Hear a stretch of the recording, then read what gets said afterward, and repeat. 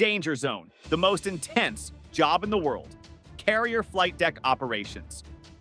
It's 2 a.m. The deck is pitching in heavy seas. Jet engines scream at 140 decibels. A single mistake, one moment of inattention, can kill you instantly. You could be blown overboard by jet exhaust, sucked into an intake, crushed by a 50,000-pound aircraft, or decapitated by an arresting wire under tension. Welcome to the flight deck of an aircraft carrier, the most dangerous workplace on Earth. Today, we're going deep into carrier flight operations, the people, the procedures, and the split-second choreography that makes launching and recovering jets look routine when it's actually controlled chaos, inches from disaster. If you want to understand what it really takes to operate aircraft from a moving ship in the middle of the ocean, you're in exactly the right place. Hit subscribe, because what you're about to learn will blow your mind. The Rainbow Warriors. On the flight deck, everyone wears color-coded jerseys, and those colors mean everything. Yellow shirts are the aircraft directors and catapult officers. They control aircraft movement on deck using hand signals. They're the traffic cops of this floating airport, and every aircraft moves only when and where a yellow shirt directs it. Blue shirts are the aircraft handlers and tractor drivers. They move aircraft around the deck, chain them down, and operate the elevators that bring aircraft up from the hangar bay. They're also responsible for messages and phone communications. Green shirts include catapult and arresting gear crews, aircraft maintenance personnel, helicopter landing signal officers, and air wing maintenance. These are the technicians who keep everything running. Red shirts are the ordnance handlers. They load bombs, missiles, and ammunition on aircraft. This is one of the most dangerous jobs on the deck because one mistake with ordnance can trigger an explosion. Purple shirts are the aviation fuel handlers. They pump thousands of gallons of jet fuel into aircraft daily. Fuel plus hot engines plus electrical sparks. Potential catastrophe. Purple shirts are constantly vigilant. Brown shirts are the air wing plane captains, senior enlisted personnel responsible for specific aircraft. They're also the air wing line leading petty officers who oversee maintenance. White shirts include safety observers, landing signal officers who guide pilots during landing, air transfer officers, liquid oxygen crews, and medical personnel. This color-coding system allows everyone to instantly identify who does what, critical when verbal communication is impossible over the engine roar. The average noise level on the flight deck during operations is 140 decibels. A rock concert is about 120 decibels. The threshold for permanent hearing damage is 85 decibels sustained exposure. Flight deck crew wear double hearing protection, foam earplugs, and cranial helmets with built-in hearing protection. Launch operations. Let's walk through launching a single aircraft and understand the complexity multiplied across dozens of launches per hour. The aircraft is positioned on one of 4 steam catapults. The catapult can hurl a 50,000-pound aircraft from 0 to 165 mph in about 300 feet. The force required is generated by steam from the ship's nuclear reactors, 525 pounds per square inch of steam pressure driving massive pistons. The launch bar, a metal bar on the aircraft's nose gear, is attached to the catapult shuttle, which rides in a slot in the deck. Green shirts inspect the connection, ensuring it's secure. A break here during launch means the aircraft doesn't achieve flying speed and ends up in the ocean. The holdback bar is attached to the rear of the nose gear. This bar restrains the aircraft while the engines spool up to full power. It's designed to brake at a specific load, releasing the aircraft once the catapult fires. The pilot advances the throttles to full military power, then to full afterburner. The aircraft strains against the holdback, engines producing 44,000 pounds of thrust, trying to leap forward. The jet blast deflector, a massive steel plate behind the aircraft, rises to deflect the exhaust upward, preventing it from blowing personnel and equipment overboard. The catapult officer, the shooter, verifies that everyone is clear, all connections are secure, and the aircraft is ready. The pilot salutes, signaling readiness and that the controls are functioning. The shooter returns the salute, then drops to one knee and points forward. The launch signal. A sailor in the catapult control pod presses the button. Steam explodes into the catapult pistons.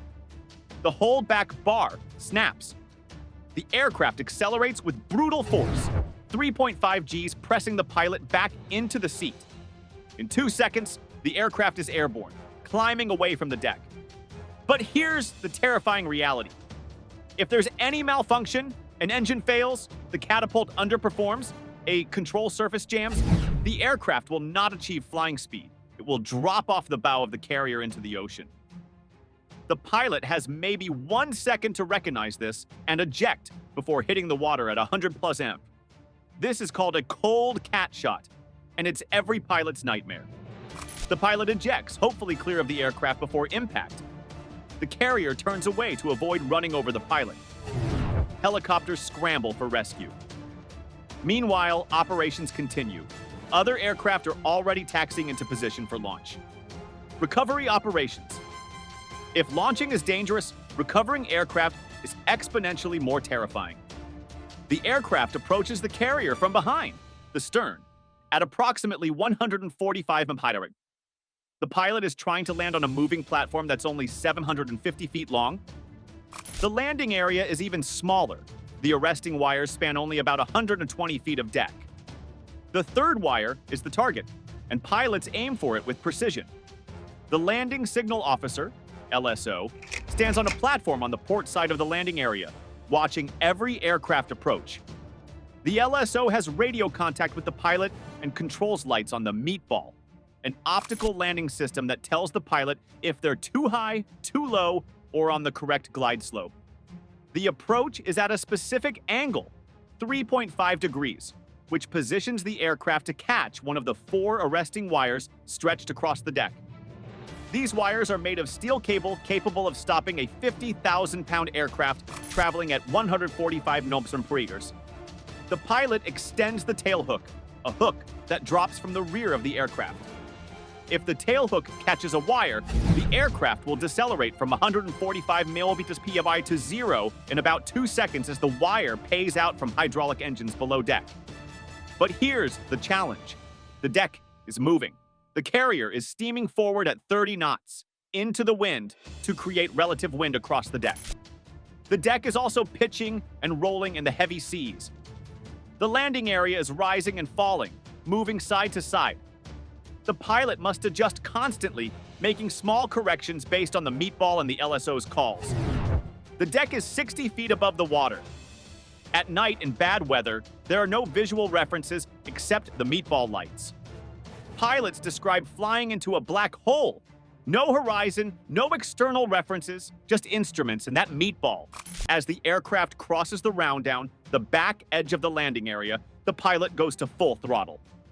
This seems counterintuitive, but it's essential. If the tailhook misses all 4 wires, the aircraft must have enough power to immediately become airborne again for another attempt. This is called a bolter. When the hook catches a wire, the deceleration is violent, like hitting a wall. The pilot's head snaps forward against the headrest. The arresting wire stretches, absorbing energy, paying out from the engines below deck. The aircraft comes to a complete stop in about 320 feet. The pilot immediately reduces throttle to idle. A green shirt rushes forward and signals the pilot to back up slightly, releasing tension on the wire. The wire drops from the hook.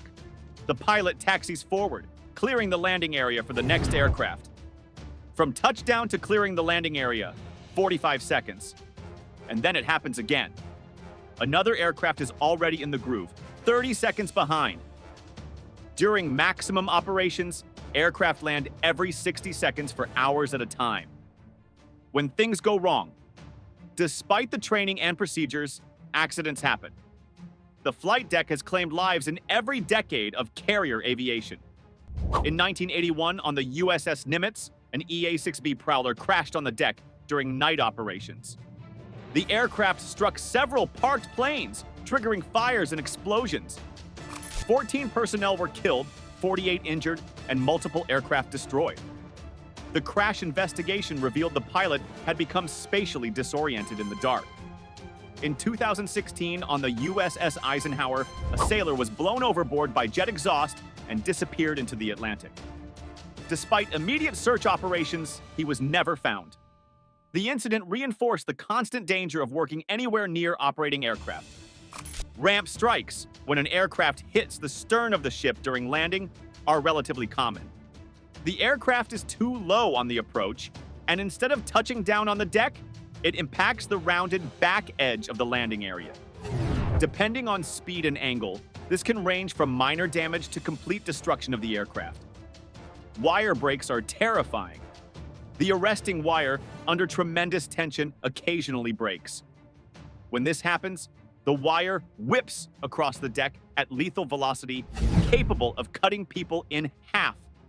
This is why personnel never stand in the foul line areas where a broken wire could reach.